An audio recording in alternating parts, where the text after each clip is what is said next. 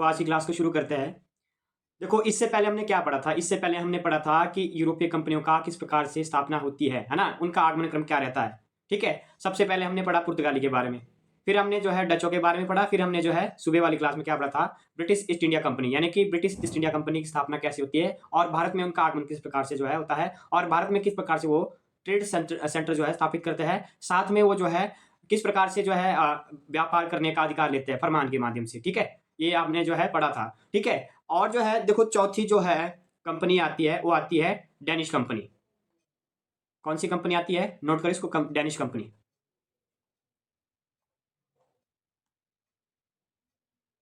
Danish company, Danish company कहां से आई थी?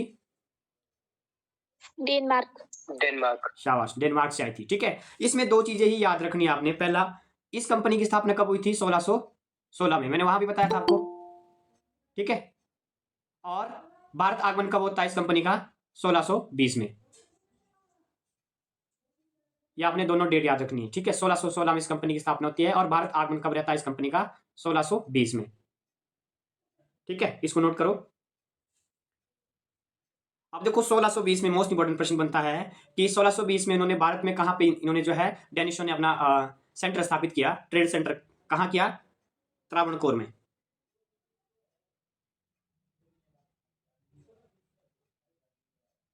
ठीक है? ये है 1620 की बात। मोस्ट इंपोर्टेंट प्रश्न बनता है कि डचों ने भारत में पहला कारखाना कहां स्थापित किया? त्रावणकोर में। त्रावणकोर कहां पड़ता है? केरल में, ठीक है?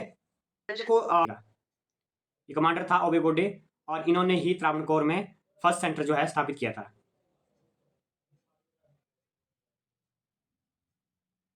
ठीक है? इसके साथ नोट क्या करेंगे आप? इसके साथ नोट करेंगे कि अब देखो, ज्यादा टाइम पे Danish east India company Bharat में नहीं रहती। इन्होंने क्या क्या किया कि 1745 में, आप नोट करेंगे 1745 की डेट आप नोट करेंगे इनके बारे में। 1745 1745 में क्या करता है ये जो डेनिश कंपनी है, जितने भी इनके अधिकार किए गए क्षेत्र थे, है ना, जिनमें इन्होंने कंट्रोल स्थापित किया था, वो सारे क्षेत्र इन्होंने जो है हैंड ओवर किए। किसको? अंग्रेजों को।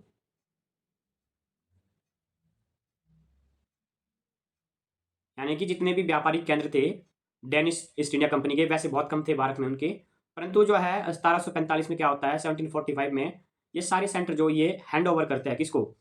ब्रिटिश ईस्ट इंडिया कंपनी को, ठीक है? और एक पूछा जाता है कि इन्होंने जो है डेनिशों ने 1755 में एक जो है वहां पे भी एक जो है सेंटर स्थापित किया था। ये मोस्ट इंपोर्टेंट पूछा जाता है कभी कभार। सेरामपुर में, नाम इसका है सेरामपुर। इसको नोट करेगी ये नेट जीआर के स्टूडेंट ही। सेरामपुर में जो है 1755 में इन्होंने जो है सेंटर स्थापित किया था। तो मोस्टली आपने याद रखना है त्रावणकोर का 1620 वाला। फिर आपने रखना है लास्ट में याद कि 1745 में जो है क्या हुआ, 1745 में हैंड ओवर कर दिया।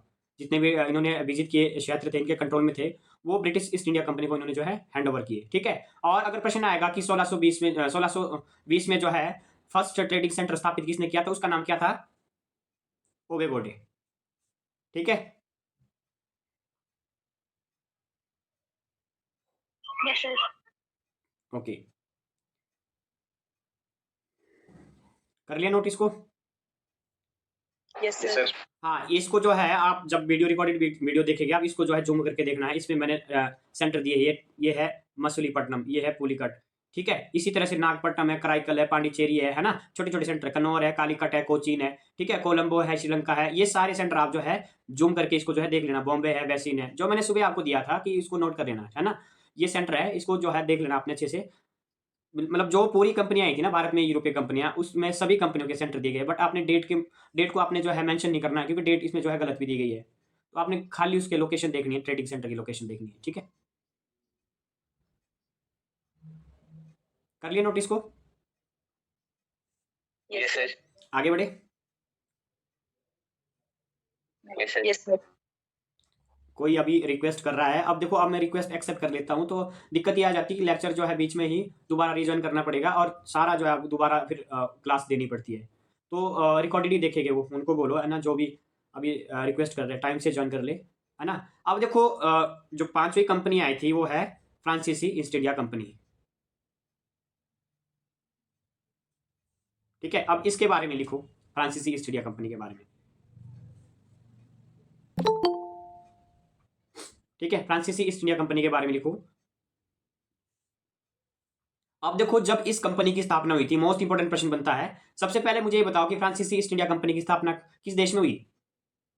फ्रांस शाबाश, फ्रांस में। हाँ, फ्रांस में हुई थी। अब देखो, इसका मोस्ट इंपोर्टेंट प्रश्न बनता है, जब फ्रांसीसी कंपनी की स्थापना हो रही थी तो उस समय जो है फ्रांस का राजा कौन था? तो उस टाइम था लुई 14।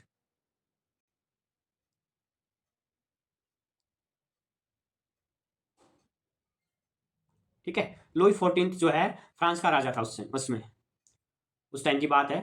अब देखो, लुई 14 का एक मंत्री था, क्या नाम उसका? Colbert.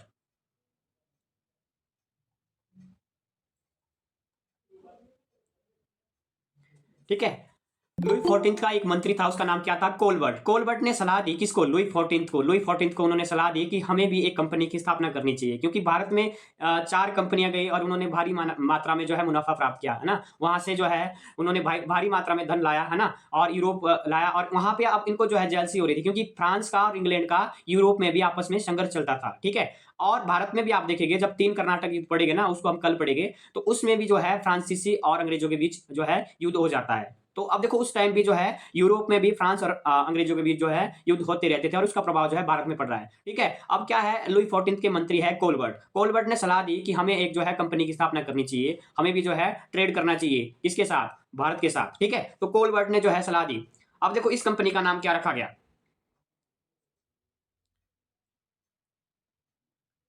The company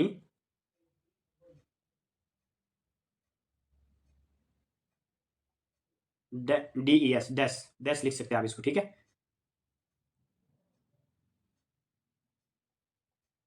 Indus orientals, oriental है लिखा हुआ, द कंपनी डेस इंडस ओरिएंटल्स। ठीक है, इस कंपनी का नाम रखा गया था, फ्रांसीसी कंपनी का नाम। और ये जो है पूरी तरह से मोस्ट इंपोर्टेंट प्रश्न बनता है, ये पूरी तरह से गवर्नमेंट कंपनी थी, यानी कि अभी तक जितनी भी कंपनियां बनी थी वो सारी प्राइवेट थी। ठीक है, जबकि फ्रांसीसी कंपनी, जब कंपनी डेस इंडस ओरिएंटल्स जब बनी, वो जो है सरकारी कंपनी थी। ठीक है, इसको नोट करना आपने। और कंपनी की स्थापना कब हुई है? 1664 में, ये लिखा हुआ है 1664 में, और कंपनी डेस इंडस ओरिएंटलिस का जो है नाम रखा गया। कर लिया नोट इसको? Yes sir. ओके,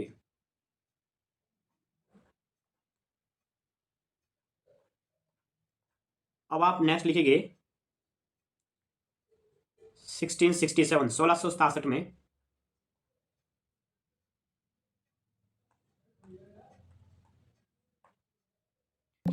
1667 में क्या होता है? एक व्यक्ति है फ्रांसिस्को कैरो।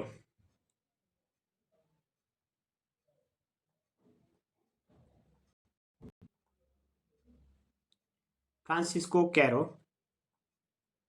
इनके नेतृत्व में जो है फ्रांसीसी कंपनी का भी मिशन आया है। अभी कंपनी नहीं आती, कंपनी कब पहुंचती भारत में? 1668 में। अभी जो है फ्रांसिस्को कैरो के नेतृत्व में जो है एक मिशन आता है भारत में। ठीक है, फ्रांसिस्को कैरो के नेतृत्व में, ये जो है फ्रांसीसी है, फ्रांसिस्को कैरो के नेतृत्व में एक जो है मिशन आता है। और उसके बाद क्या होता है कि 1668 में सूरत में प्रथम कारखाने की स्थापना जो है की जाती है। दूसरा प्रश्न बनता है मोस्ट इंपोर्टेंट, कि भारत में फ्रांसीसियों द्वारा स्थापित प्रथम कारखाना कहां स्थापित किया गया? सूरत में। कब? 1668 में।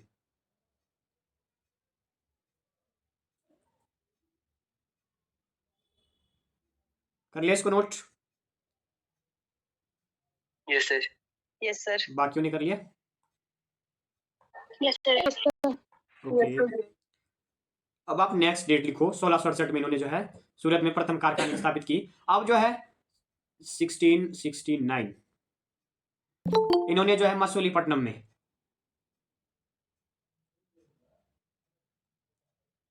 मसूलीपट्टनम में जो है दूसरे कारखाने की स्थापना की फ्रांसीसियों ने। दूसरे कारखाने की स्थापना की मसूलीपट्टनम में। ठीक है, द्वितीय कारखाने की स्थापना। अगर आपको याद है, अगर आप कंटिन्यू पढ़ रहे हैं, तो मुझे ये बताओ कि डचों ने मछलीपट्टनम में कब कारखाना स्थापित किया था? 1605। शाबाश, 1605। ग्रेट, शाबाश। और अब देखो उसके बाद कौन सी कंपनी आई? उसके बाद अब आप देखेंगे कि मछलीपट्टनम में जो है उनका भी ट्रेड सेंटर था ब्रिटिशर्स का। कब कब उन्होंने वहां पे जो है एक्वायर किया था, यानी उसको कंट्रोल किया था मछलीपट्टनम? 1611 में। शाबाश, शाबाश, बहुत बढ़िया। अब देखो अगर आप इस तरह से कोरिलेट स्टडी करेंगे ना तो आपके फैक्ट कभी भी नहीं जाएंगे, है ना? अब देखो 1600 यहाँ पे ऑलरेडी जो है देखो 3 कंपनियां, संघर्ष होगा इसमें। कौन कौन सी डेट बताई आपने? 1605 यहाँ पे किसका था? पुर्तगालियों का। मछलीपट्टनम की बात कर रहे हैं। और 1611 में किसका था इसके ऊपर? अंग्रेजों का। और इसी समय की बात है कि 1669 ये किसका हो गया? तीसरी कंपनी जो है ये फ्रांसीसी। अब देखो इतने सारे जो है, अब ट्रेड सेंटर है, एक ट्रेड सेंटर है, उस पे 3-3 कंपनियां जो है वहां पे व्यापार कर रही है, तो आपस में संघर्ष तो होगा ही, है ना? अब देखो उसमें क्या हुआ कि 1669 में मछलीपट्टनम में द्वितीय कारखाने की स्थापना होती है। अब देखो कोई भी कंपनी आती है तो उनको ये लगता है कि हम भारत में जो है वो हमने भारत में पूरी सत्ता प्राप्त की है। होता क्या है? 1672 की घटना लिखिएगा आप।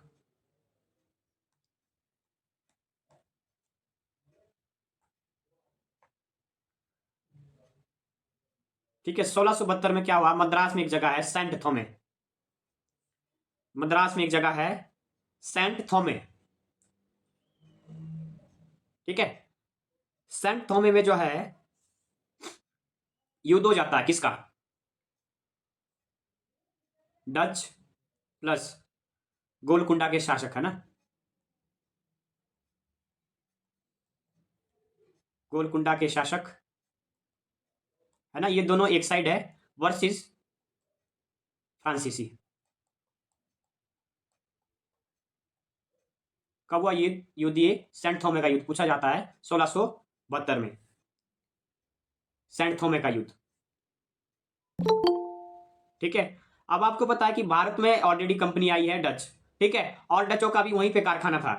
ठीक है, देखते हैं आप साउथ इंडिया में। और गोलकुंडा के शासक ने क्यों इस युद्ध में भाग लिया? क्योंकि गोलकुंडा के शासक के जो है नियंत्रण में आता था ये क्षेत्र, इसलिए जो है ये भी युद्ध में सम्मिलित हुआ। 1672 में ये युद्ध होता है सेंट थोमे का युद्ध, जिसमें जो है फ्रांसीसी क्या हो जाते हैं? फ्रांसीसी इसमें पराजित हो जाते हैं।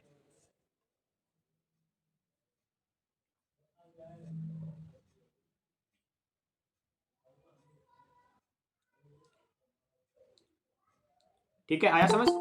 डच प्लस गोलकुंडा के शासक इन दोनों ने मिलकर जो है फ्रांसीसियों को पराजित किया 1672 में सेंट थोमे के युद्ध में।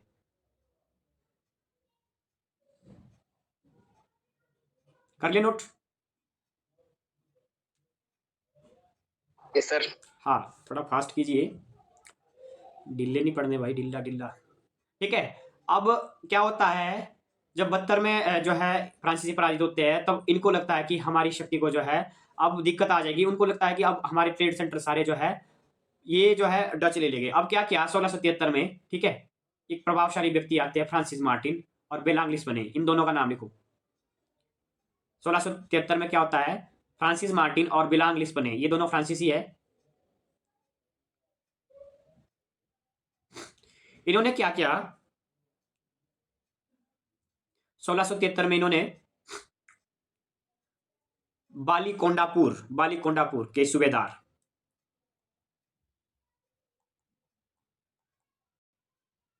बाली कोंडापुर है, ये हैदराबाद में पड़ता है। ठीक है, बाली कोंडापुर के जो सुल्तान थे उनका क्या नाम था? शेर खां लोधी।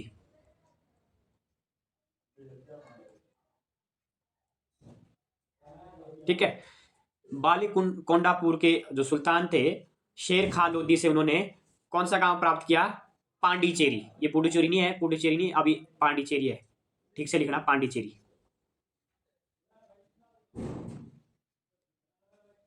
पांडिचेरी गांव प्राप्त किया।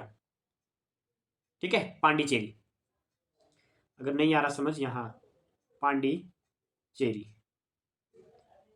ये पांडिचेरी गांव प्राप्त किया। ठीक है, पांडिचेरी गांव प्राप्त किया।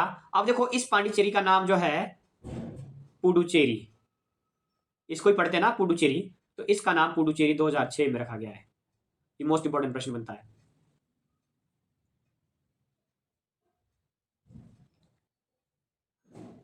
क्योंकि फ्रांसीसी जो है शक्ति अभी जो है बहुत कमजोर पड़ गई थी, जिसके कारण क्या किया कि 1673 में फ्रांसिस मार्टिन और बेलांग पुणे, है ना, ये दोनों अच्छे प्रभावशाली व्यक्ति थे। इन्होंने क्या किया कि वालीकोंडापुरम के एक जो वहां के सूबेदार थे शेर खान लोधी से उन्होंने जो है पांडिचेरी गांव प्राप्त किया। ठीक है, उनको लगा कि अब हम कहीं के भी नहीं रहे, उनको लगा कि हमें जो है कोई ना कोई ऐसा क्षेत्र चाहिए जहां से हम व्यापार कर सके। फिर जो है शेर खान लोधी ने उनको जो है पांडिचेरी गांव दे दिया, उनको बोला कि आप यहाँ से ट्रेड कर सकते हैं। ठीक है, अब धीरे धीरे क्या करते हैं, फिर से ये जो है भारत के बहुत सारे क्षेत्रों पर ये जो है अपने ट्रेड सेंटर जो है स्थापित करते हैं। बट अभी फिलहाल क्या होता है कि 1672 में जो है इनको काफी जो इनकी शक्ति जो है काफी शक्ति का काफी हनन हो जाता है। ठीक है, तो बेलांग स्पने और फ्रांसिस मार्टिन ने जो है पांडिचेरी गांव प्राप्त किया। ठीक है, इसको लिख लिया आपने? Yes, sir. ठीक है, Yes, sir. ओके। और इस पे ही पांडिचेरी में बाद में एक किले की स्थापना होती है, उसका नाम है फोर्ट लुई किला। पांडिचेरी में ही एक किले की स्थापना होती है, उस किले का नाम है फोर्ट लुई। ठीक है, फोर्ट लुई 14 के नाम पर ये जो है किले की स्थापना की गई थी, क्योंकि लुई 14 के दौरान ही उन्होंने क्या किया था, फ्रांसीसी कंपनी की स्थापना की थी। फोर्ट लुई किले की जो है स्थापना होती है, कहाँ पे होती है? पांडिचेरी में।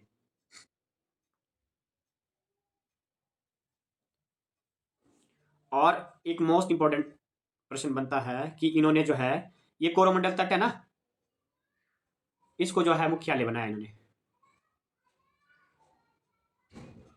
कोरोमंडल तट को जो है फ्रांसीसियों ने हेडक्वार्टर बनाया।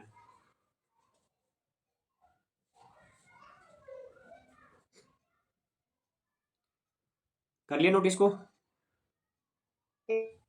Yes, sir. ओके। अब देखो, आज मैंने सुबह एक किला लिखाया था, अगर आपको ध्यान है, कौन सा किला लिखाए थे? 2 किले लिखाए थे।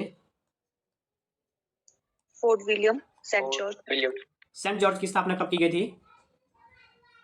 1640. हाँ, 1640. जो आपका फोर्ट विलियम है ना, ये अभी मैंने लेटेस्ट न्यूज़पेपर पे पढ़ा, फोर्ट विलियम, इसका प्रश्न आ सकता है ना, इसका नाम चेंज किया गया है। ठीक है, इसका जो है विजय दुर्ग रखा गया है, विजय दुर्ग। ये मैं आपको जो है इसकी क्लिप या इसकी स्क्रीनशॉट दे दूंगा मैं, अगर मेरे पास ये होगा। विजय दुर्ग जो है फोर्ट विलियम का लेटेस्ट नाम रखा गया है।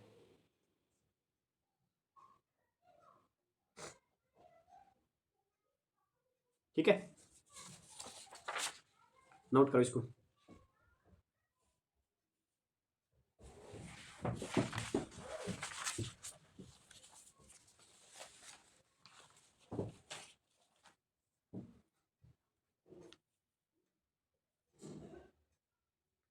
कर लिए note? Yes, sir. Yes, sir. Okay. अच्छा, बम्बई शहर की स्थापना किसने की थी? Gellard Iyengar. गेराल्ड आयंगर। ठीक है, शाबाश, चलो कोशिश तो कर रहे हैं। ठीक है, अब ये भी प्रश्न आ सकता है कि फोर्ट विलियम का लेटेस्ट नाम क्या है, तो विजय दुर्ग है। ठीक है, इसको आपने नोट करना है। फिर देखो अभी क्या होता है, इसके बाद क्या होता है, 1692 की घटना लिखो, 90 से 92 के बीच क्या होता है?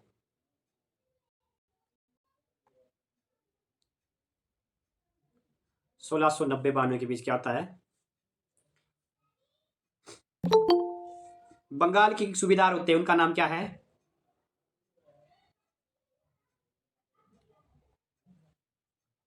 शाइस्ता खां। बंगाल के सूबेदार शाइस्ता खां द्वारा फ्रांसीसियों को चंद्रनगर में व्यापार करने की अनुमति दी जाती है। अब देखो पांडिचेरी से जो है दोबारा वापिस आ रहे हैं, भारत के कोस्टल एरिया पे ज्यादातर आ रही है। ठीक है, बंगाल के सूबेदार, उनका नाम क्या था? शाइस्ता खां। इन्होंने फ्रांसीसियों को चंद्रनगर में व्यापार करने की अनुमति दी। ठीक है, और इसके साथ आप नोट करेंगे 1693, 1693 की बात है। 1693 में होता क्या है,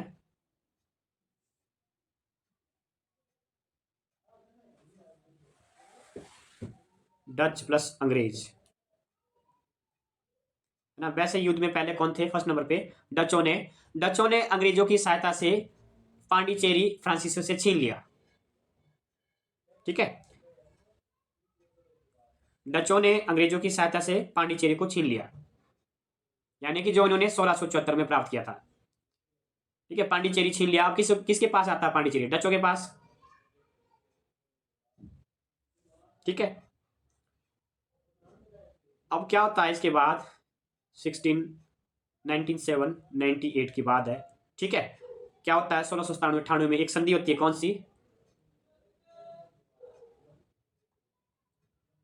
रिजविक की संधि। मोस्ट इंपॉर्टेंट प्रश्न था, ये पूछा गया था पिछले बारी कि रिजविक की संधि कब हुई थी? 1697-98, है ना। रिजविक की संधि का क्या प्रावधान था कि जो डचों ने पांडिचेरी गांव प्राप्त किया था ना, ये पांडिचेरी जो है पुनः किसको दिया जाता है? फ्रांसीसी को दिया जाता है, ठीक है। इसमें आप ये लिखिए रिजविक की संधि के अनुसार पांडिचेरी पुनः फ्रांसीसियों को दिया जाता है। पांडिचेरी पुनः किसको दिया जाता है? फ्रांसीसियों को दिया जाता है। पांडिचेरी पुनः किसको दिया जाता है? फ्रांसीसियों को दिया जाता है। प्रश्न आता है कि किसके बीच हुई रिजविक की संधि? तो ये हुई डच और फ्रांसीसी के बीच। रिजविक की संधि किसके बीच हुई? डच और फ्रांसीसी के बीच।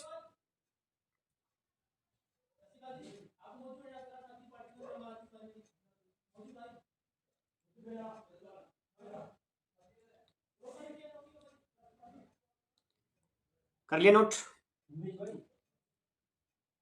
Yes, sir. ओके। अब देखो बहुत सारे ट्रेडिंग सेंटर जो है इनके भारत में बनते हैं। अब आप दो तीन चीजें और लिखो। फ्रांसीसियों के द्वारा जो है अधिग्रहित किए गए क्षेत्र, यानी कि उन्होंने अन्य क्षेत्रों पर भी जो अपना कंट्रोल किया। उसमें पहला नाम आता है जैसे मॉरिशस।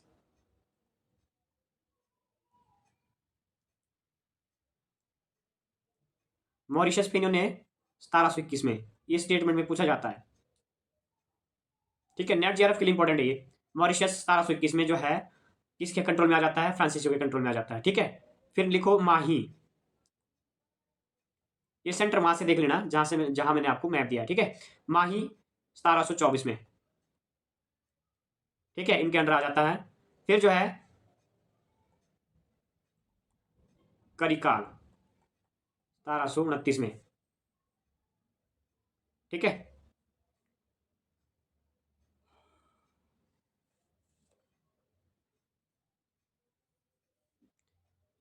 ये सारे सेंटर जो है फ्रांसीसियों के नियंत्रण में आ रहे हैं, और यही सेंटर जो है किसके है? अंग्रेजों के, ठीक है। अब क्या होता है जब ये दोनों सेंटर जो है, ये सेंटर दोनों की जो है म्यूचुअल हो जाते हैं, उसके कारण क्या हो जाता है?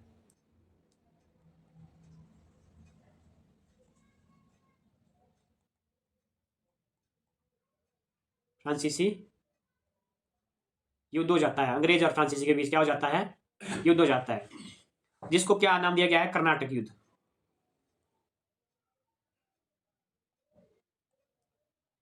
कर्नाटक युद्ध, ठीक है। प्रश्न आता है कि कर्नाटक युद्ध किसके बीच हुआ? ये जो है टोटल, पहले तो ये पूछा जाएगा टोटल कितने युद्ध हुए? 3 हुए, ठीक है। टोटल कर्नाटक युद्ध कितने हुए? 3 हुए। और किसके बीच ये युद्ध हुए? अंग्रेज और फ्रांसीसी के बीच, ठीक है। फिर 3 युद्ध में जो है तीनों की डेट पूछी जाती है। पहला कब हुआ?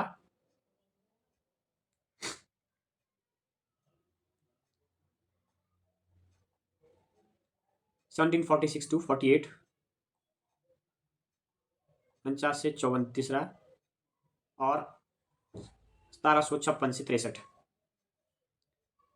तीसरा। यहाँ लिखा नहीं जा रहा, यहाँ लिखो 1756 से 63 के बीच, ठीक है।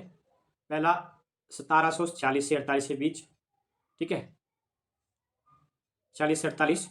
दूसरा जो है 56 से 63 के बीच है, सॉरी। पहला हाँ, पहला 46 से 48 है, दूसरा 49 है, सॉरी, तो मुझे लग रहा था गलत लिखा। 1746 से 48 के बीच, फिर 1749 से 54 के बीच, ठीक है, 1749 से 54 के बीच। और तीसरा है 1756 से 63 के बीच। 3 युद्ध होते हैं।